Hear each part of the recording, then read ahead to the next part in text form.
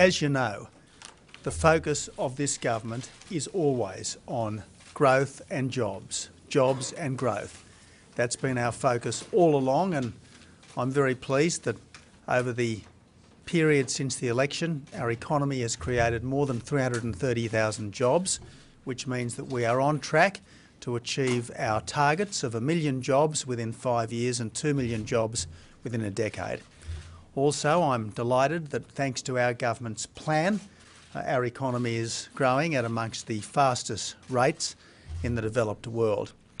Obviously, it's very important that everything we do is done with this in mind. How do we promote jobs and growth? How do we promote growth and jobs? And climate change policy is no different. We have got to be environmentally responsible, but we've got to be economically responsible too.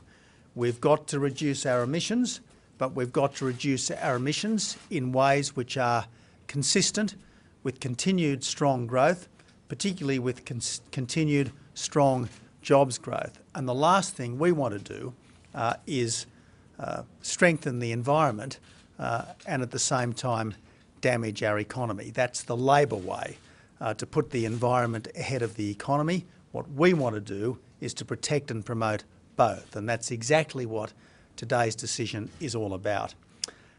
We have come to a position as a government that our 2030 emissions reduction target will be in the range of 26 to 28%.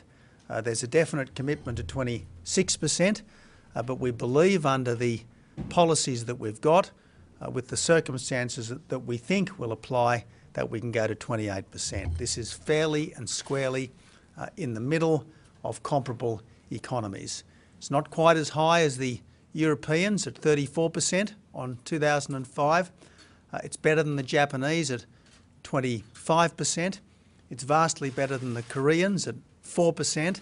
And it's immeasurably better than the Chinese, who will actually increase their emissions by 150% between now and 2030.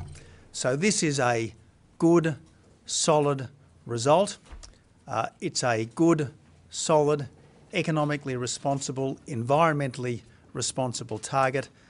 And I should, before I throw to Julie and to Greg, just point out that when it comes to emissions per capita, our reduction at least 50% will be the highest in the developed world of the countries that have already declared themselves. So this is a very, very solid result, and it's a result that we are very, very confident can be achieved using the kinds of policies that are already in place and which we believe are already working well.